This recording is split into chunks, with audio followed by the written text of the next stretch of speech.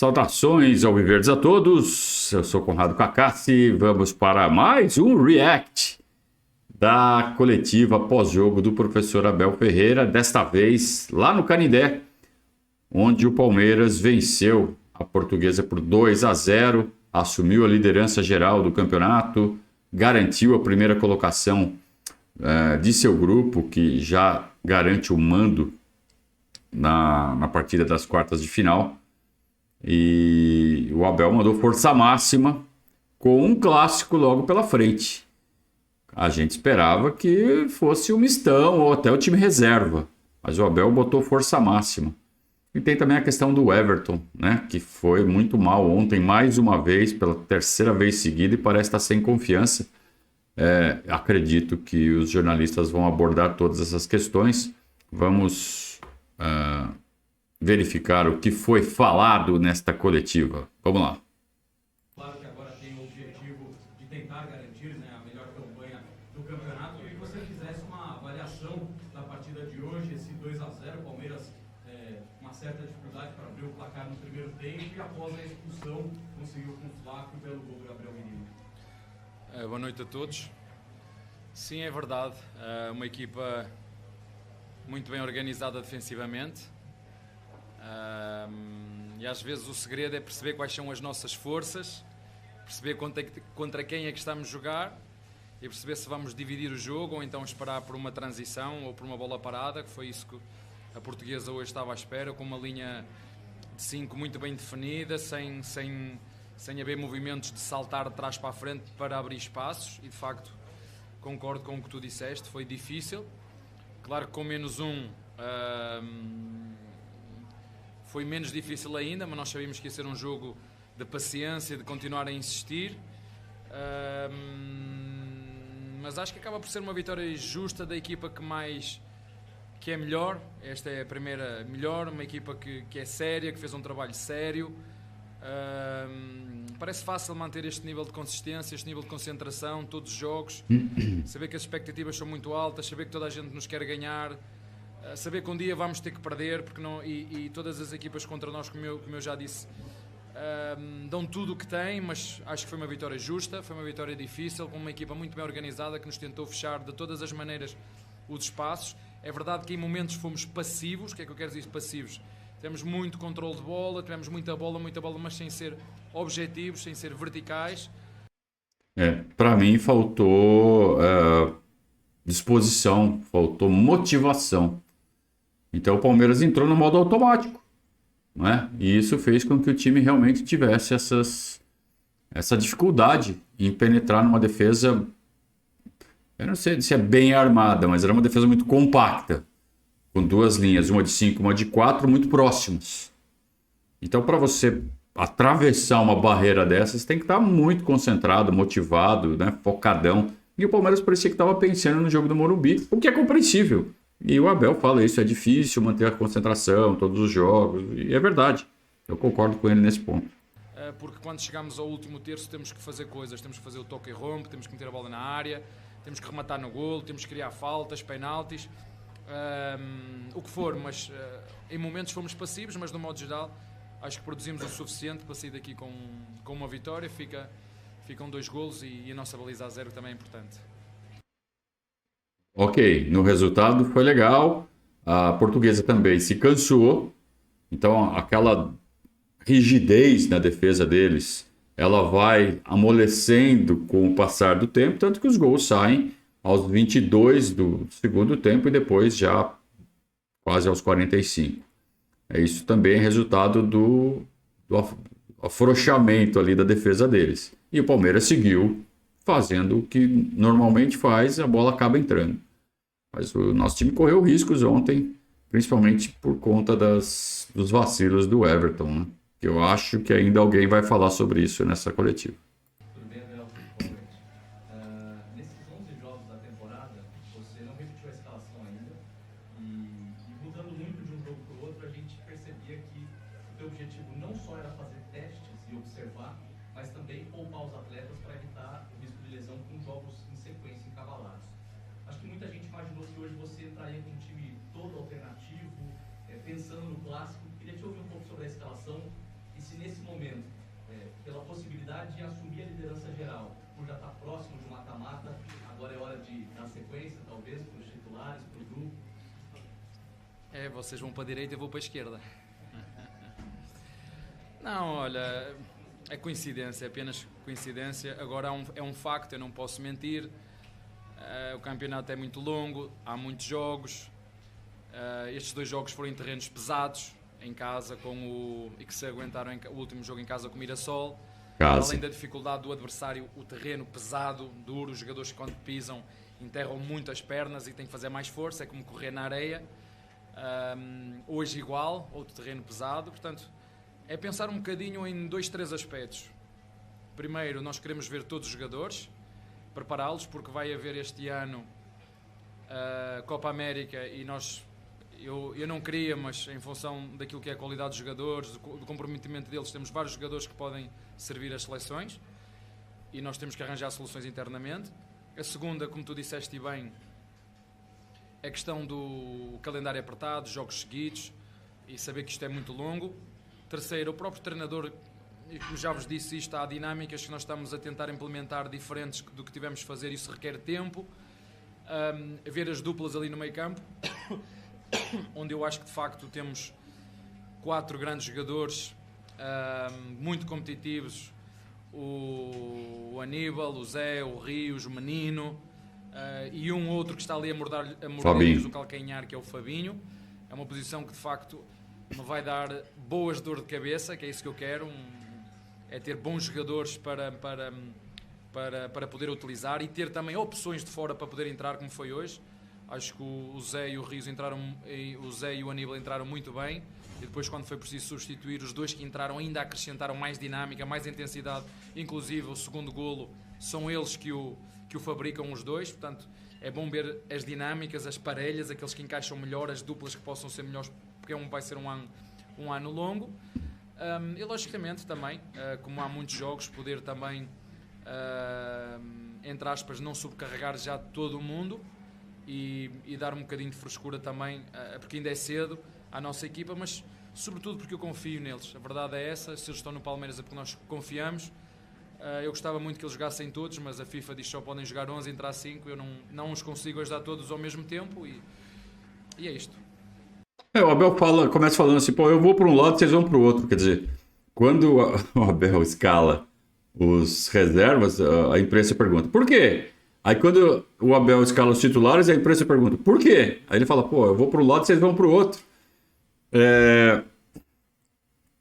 Mas eu acho natural que ontem todo mundo esperava que, diante do histórico, que o Abel escalasse os reservas. E aí ele explica, engraçado isso, a explicação que ele deu, porque os gramados são pesados, porque eu tenho que dar chance para todo mundo, Essa era a explicação para quando ele pôs reservas, não para quando ele pôs os titulares. Ele não explicou por que ele pôs os titulares.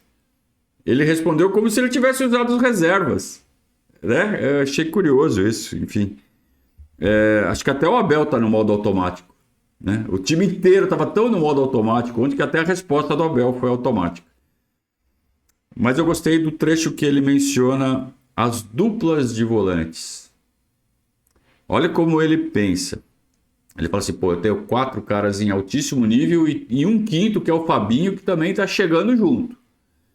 Então, como eu vou ter muito jogador convocado para as seleções, e a Copa América vai roubar um tempão dos jogadores nos clubes, quem sobrar, eu quero ver se eu consigo encaixar o jogo deles. Como é que é isso? Ele falou em duplas, né? Duplas de volantes. Por quê? Porque nos modelos, praticamente em todos os modelos de jogo que o Abel propõe, os volantes jogam em duplas, onde um sobe e o outro fica, onde um sai a caça e o outro cobre. É sempre um complementando o posicionamento do outro. Né? Às vezes você pode até falar assim, pô, às vezes o Aníbal fica sozinho e o Zé sobe mais, mas é coordenado. Né? E quando acontece disso, você normalmente tem o Rios do outro lado, que aí o Rios acaba ajudando. Então acabam sendo duplas, variações de duplas dentro de uma trinca. Quando joga, por exemplo, Aníbal, Zé e Rios. Então, esses comportamentos de duplas que ele falou que ele observa para quando precisar, ele vê quais que se afinam mais para poder recorrer às duplas formadas já, né? Para aproveitar as que têm o melhor rendimento. É muito inteligente isso, né? Professor, eu não quero te irritar, ainda mais depois de uma vitória, eu não quero te irritar, mas alguém tem que fazer a pergunta chata da noite. É sempre o mesmo. O que está acontecendo com esse grande, espetacular goleiro, o Everton, que hoje, de novo, apesar da vitória, deu umas vaciladas em saídas de bola possível? Olha, O repórter costuma ser chato, o Abel até fala, é sempre o mesmo. Mas essa pergunta é necessária. É necessário. O que está acontecendo com o Everton? E você vê que o repórter até ele toma cuidado, fala, esse grande, esse maravilhoso, esse, sei lá, poderoso, sei lá o que ele falou. Ele toma cuidado de fazer todos os elogios ao Everton, mas de pontuar que ele não vive um bom momento, e é fato. Então vamos ver qual é a percepção do Abel. Eu estava esperando muito por essa pergunta. o culpado sou eu, porque eu estou-lhe a dizer para ele sair a todas e se errar a responsabilidade é minha. E quando nós tentamos fazer upgrades à nossa forma de jogar, quando nós tentamos inovar, quando nós tentamos ser melhores, há sempre um processo de aprendizagem. E ele hoje fez exatamente aquilo que eu lhe pedi. Uma saiu, acertou, outra saiu, errou, mas é isso que eu quero que ele faça. É isso que eu quero que ele faça. Que seja um guarda-redes que utilize toda a envergadura que tem, toda a altura que tem. Não vos vou dizer nada de novo, mas vou dizer uma coisa que vocês vão gostar de ouvir. O único jogador que pode jogar com a mão dentro da área é o goleiro. O único jogador que pode jogar com a mão dentro da área é o goleiro. E nós temos que ter essa vantagem. E sim, eu estou a desafiá-lo a arriscar, a sair, e há este processo de aprendizagem, aquilo que tem que ver com a forma tática, a coragem de sair e arriscar. A responsabilidade é minha, sou eu que o estou a desafiar. E agora é um processo que ele vai seguramente não só ser bom goleiro como ele já era, como também fazer um upgrade à forma que ele tem de poder ser mais um elemento que nos pode ajudar, sobretudo no jogo aéreo. E porquê? Se vocês virem, não é só a Portuguesa, já foi o Mirassol, todas as faltinhas à frente do meio campo, área, e o nosso goleiro tem que dar esse passo em frente. E isso é que eu estou a desafiar, e é um processo, e é um momento de aprendizagem, e durante esse momento de aprendizagem e de upgrades é natural que possa haver um ou outro erro, um ou outro acerto, mas a responsabilidade é minha. Está explicado. Faz sentido.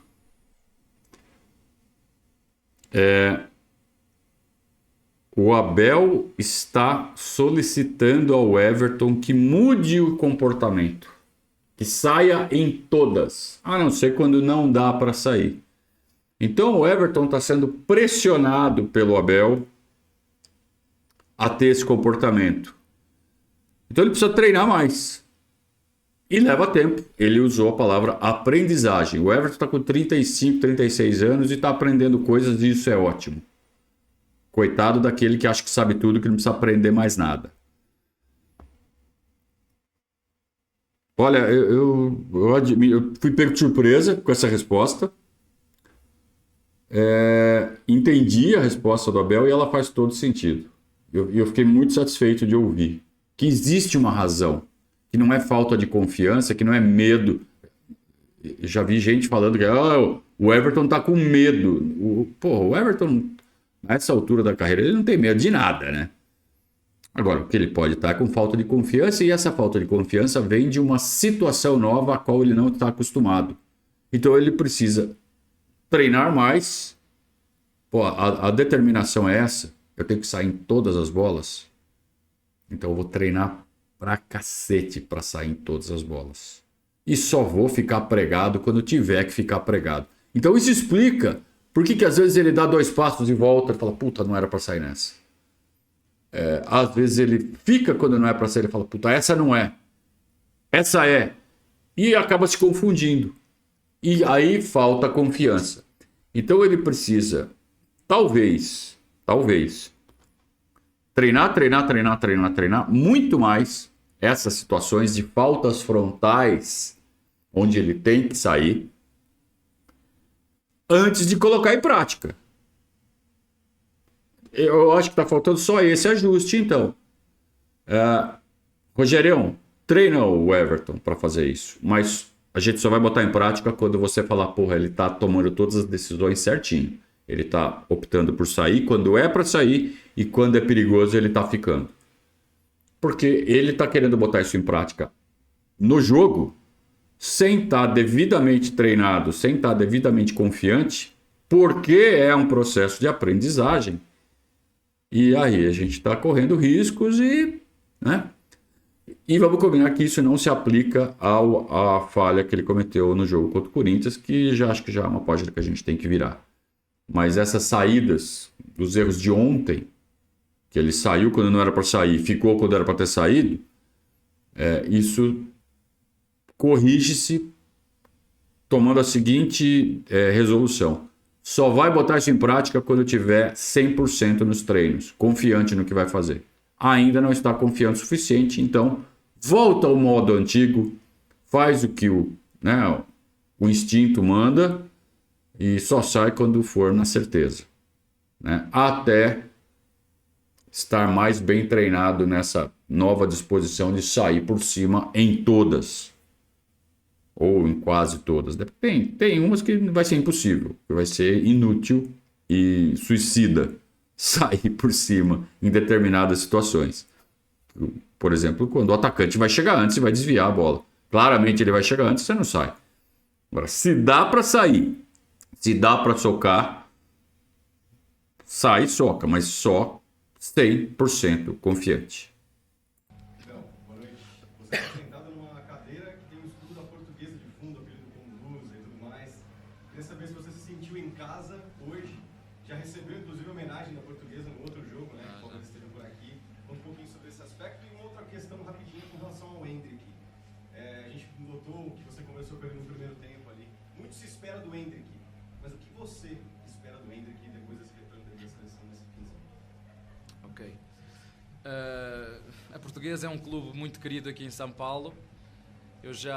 O primeiro contacto que eu tive com a Portuguesa foi em 2002, quando a Portuguesa foi jogar um amistoso a Guimarães, em Portugal. Foi o primeiro contacto que eu tive com a Portuguesa.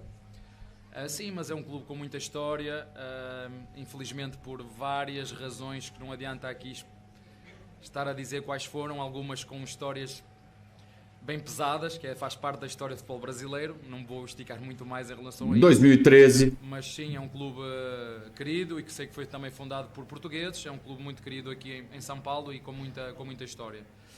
Em relação ao Endrick, não é o que eu espero, é o que nós esperamos, é que ele continue com esta senda. Eu disse-vos que precisava de perceber como é que ele vinha depois de vir da seleção. Eu acho que ele percebeu o recado que eu lhe dei publicamente e mal chegou, nem antes de treinar veio logo falar comigo.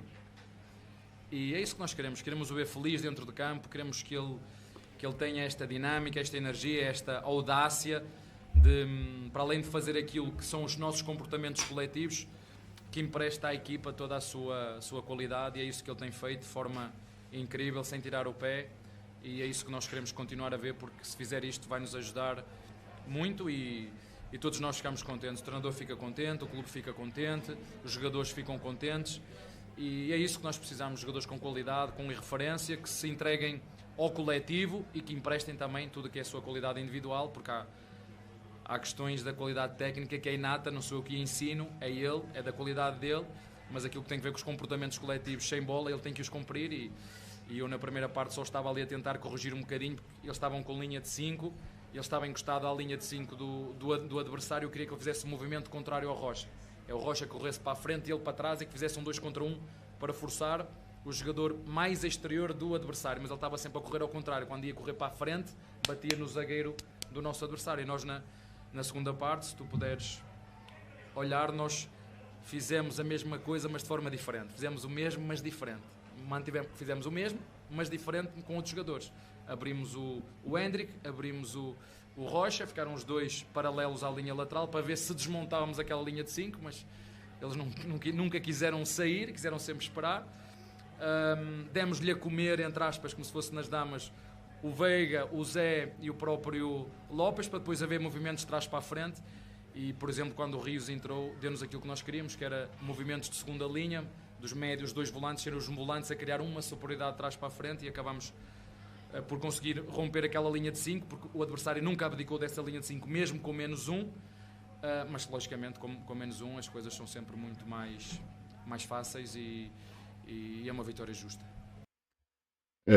O Abel sempre pensa estrategicamente e sempre nessa relação de números, né? Então, e por outro lado, a Portuguesa me parece um sistema assim, muito simples e rígido, até por não estar com o Pintado ali na beira do campo, o técnico principal. Quem estava ali era o auxiliar.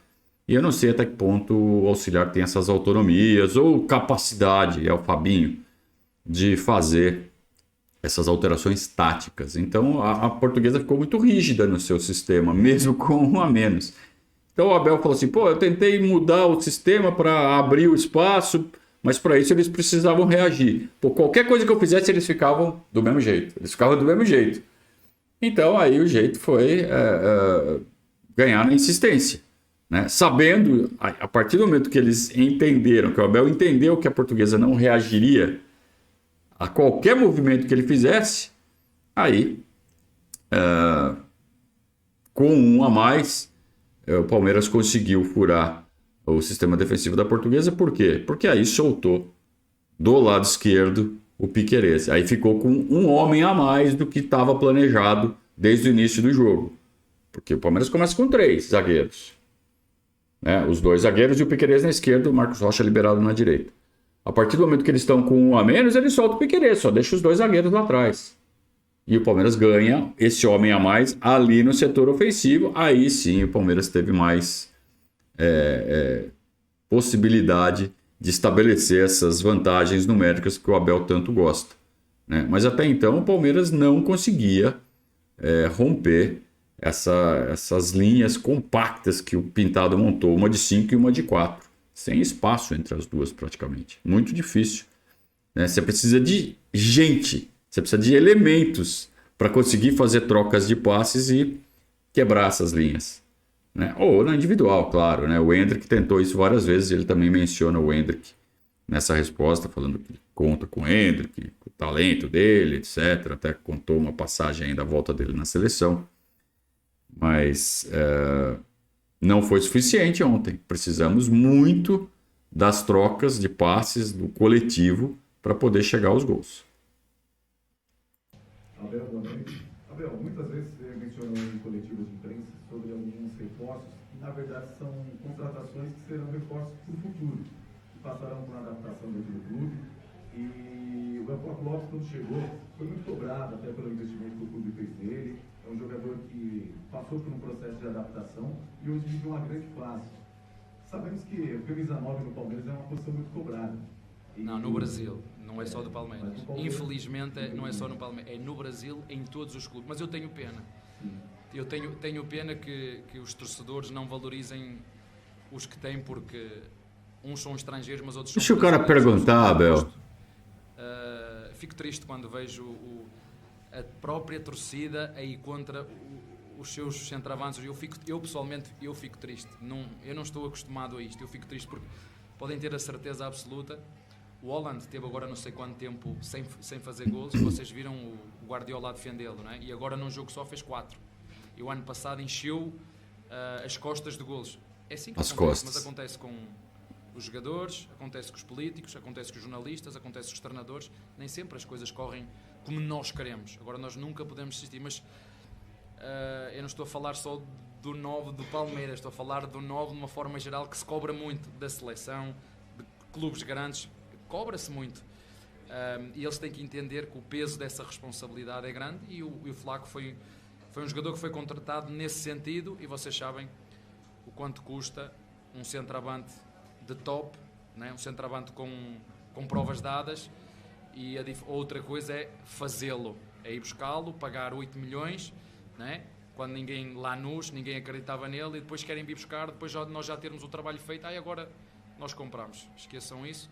Estamos muito contentes com ele. A única coisa que eu lhe peço a ele é que, assim como eu lhes digo a eles, e desculpa interromper a tua pergunta, mas podes acabar. Obrigado. Assim como lhes digo a eles, para não ligar muito quando as críticas são negativas, porque eles não são tão fracos como alguns dizem, quando as coisas ou as críticas são muito boas e muito positivas, não pensem que agora são os melhores do mundo, né?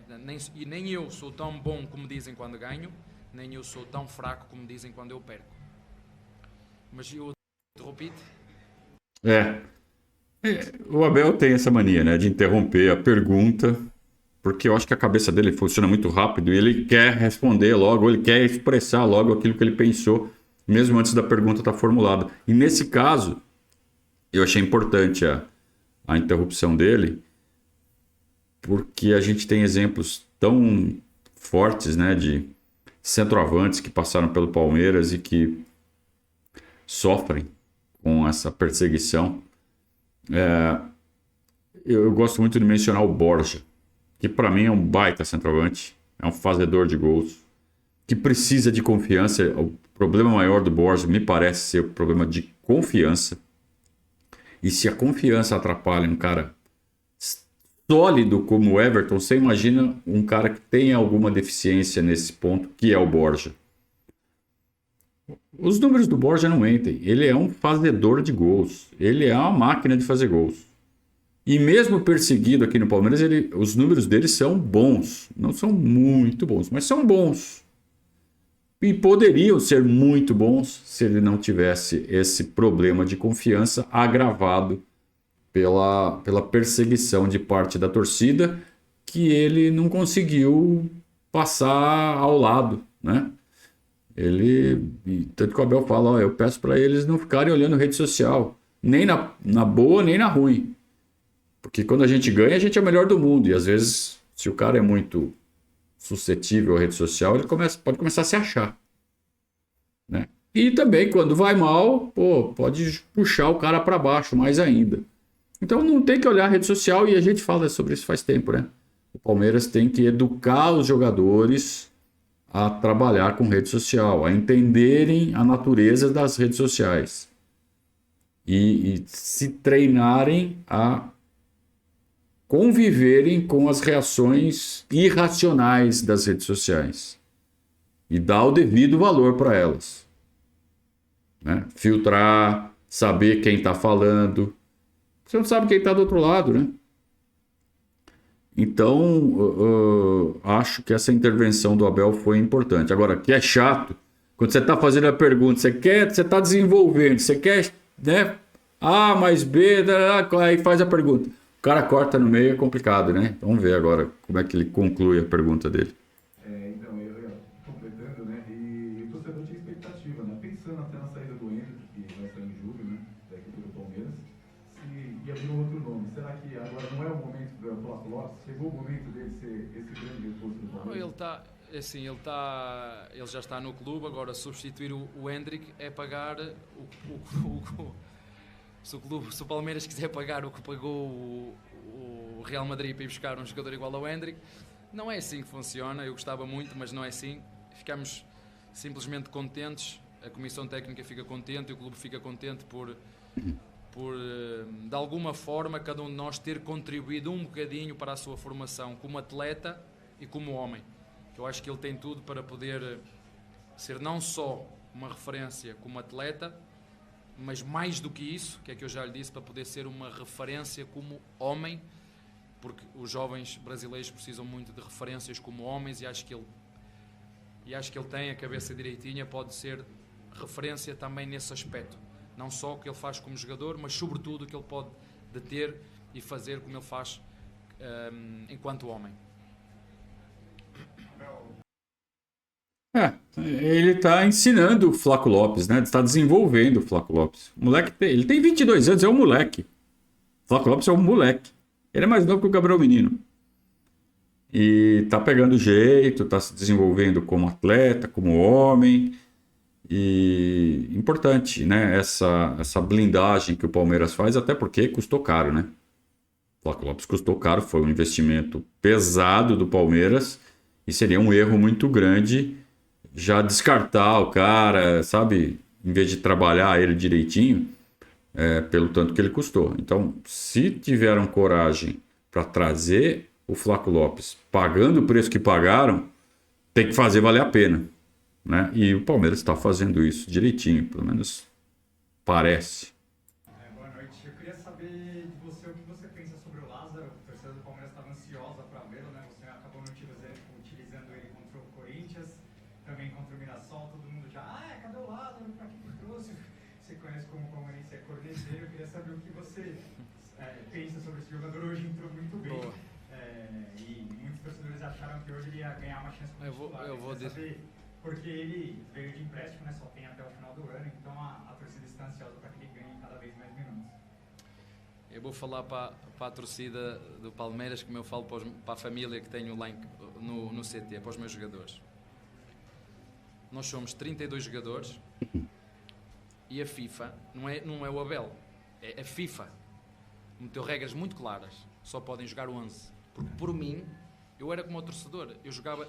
A pergunta que eu faço aos torcedores quando quiser perguntar é assim: para jogar este, quem é que eu tiro para meter?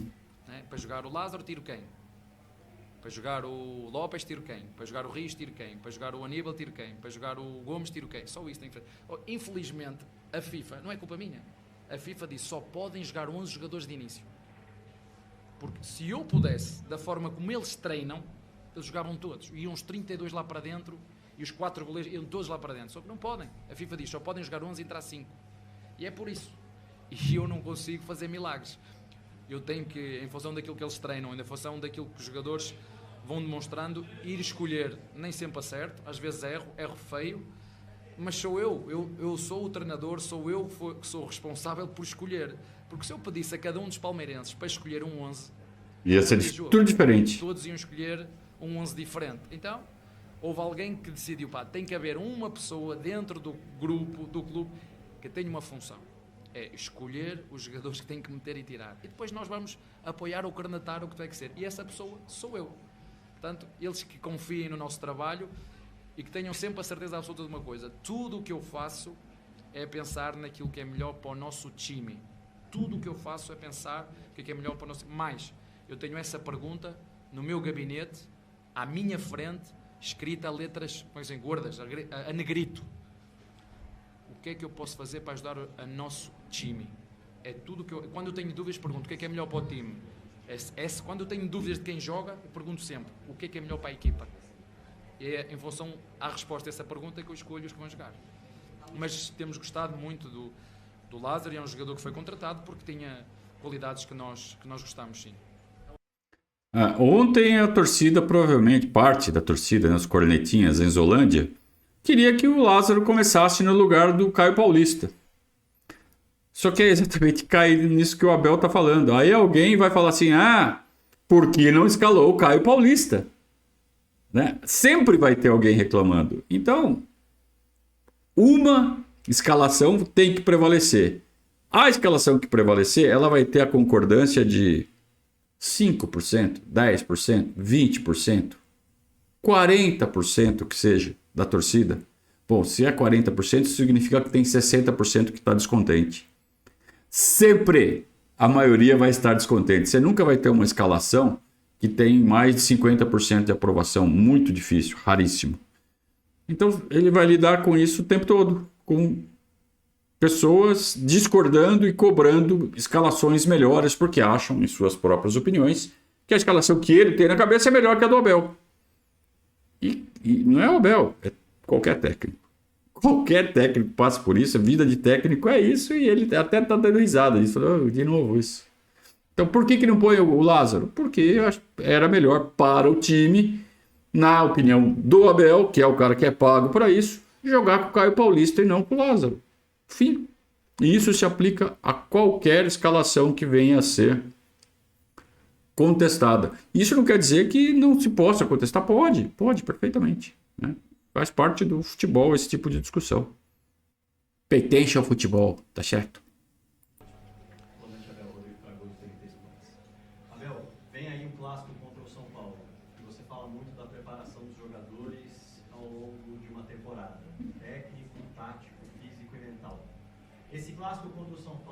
é diferente justamente por conta de já envolver uma final na temporada, uma decisão na temporada, lá no Mineirão, ou não? É um jogo como qualquer outro nessa primeira fase? Não, não é um jogo como qualquer outro. Se disser, estou a mentir. Agora, esse foi um jogo em que o São Paulo foi melhor, foi mais competente. Nos penaltis, sim, foi melhor e ganhou de forma justa. Faz parte do passado, já passaram não sei quantos jogos desse momento. Sim, é verdade, o São Paulo é uma equipa histórica com um peso terrível. Contra o Palmeiras joga sempre na sua máxima força e consegue exibições sempre muito consistentes. Eu particularmente não tenho tido muita sorte contra o São Paulo. Acho que é a equipa que mais vezes ganha a nossa equipa desde que eu sou treinador, tirando acho que a Libertadores de quando eu cheguei e outro momento. 2021 nós tiramos eles da Libertadores com 3-0. Em 2022 nós ganhamos uma final deles 4-0. E ano passado a gente ganhou o Brasileirão, iniciando uma reação espetacular, metendo 5-0 neles. Então não é tão freguês assim quanto estão querendo impor nessa narrativa aí. Acho que tem uns asteriscos nessa narrativa aí, vocês não acham? Mas como te disse, sempre um jogo, é o Choque Rei, é um jogo a disputar em casa deles. Sim, vale 3 pontos, a gente sabe que vale 3 pontos, mas uma coisa é o que se passou, onde o nosso adversário, como disse, foi competente, foi melhor, ganhou justamente.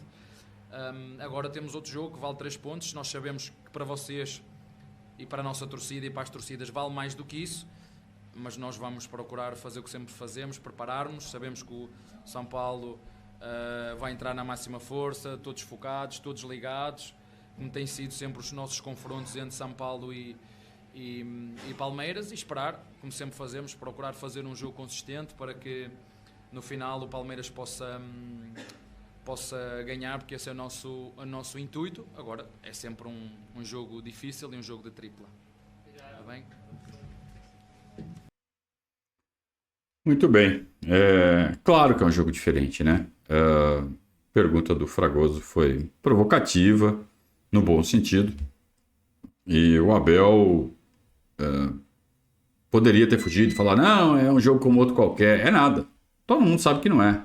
E, inclusive, isso refletiu no comportamento dos jogadores ontem. Sim, estavam dispersos, estavam com a cabeça em outro lugar, provavelmente no Morumbi.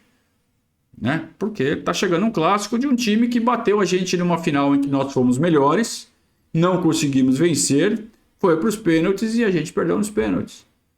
Então, se não tiver engasgado da garganta dos jogadores, aí começa a pensar em trocar esses caras. Tem que ficar engasgado mesmo. Eles têm que ficar mais concentrados no São Paulo do que na Portuguesa. Tem que estar com vontade de ir lá no domingo e ganhar dos caras na casa deles e falar, ó, tá? E é isso que a gente espera. No final de semana estaremos fazendo a cobertura da partida, não em loco, faremos pela televisão, mas eu convido vocês a darem uma chance para a transmissão ao vivo do Verdazo. Então sintonizem na TNT, no canal Max, agora é o nome novo do aplicativo, não é mais HBO Max, agora é só Max. Então sintonizem na TNT ou no Max, abaixem o volume, sincronizem com o nosso reloginho e deem uma chance para a nossa transmissão. Espero que vocês gostem, a gente faz com maior dedicação, maior amor pelo Palmeiras possível. Tá certo? Então estaremos de volta na transmissão de Palmeiras e São Paulo, que acontece no domingo às 20 horas. Então, 20 para as 8, mais ou menos, né? A gente entra no ar. Espero que vocês deem essa chance para a gente, tá? A transmissão vai estar setada aqui no nosso canal. Se você quiser entrar no pré-jogo, no nosso site, sempre tem um link ali já para a transmissão. Você pode deixar salvo. E vai ser um prazer ter vocês acompanhando a gente em mais essa transmissão de mais um jogo do Palmeiras. Muito obrigado a todos pela companhia, muito obrigado a todos pelo apoio. Até a próxima, um grande abraço, saudações alviverdes.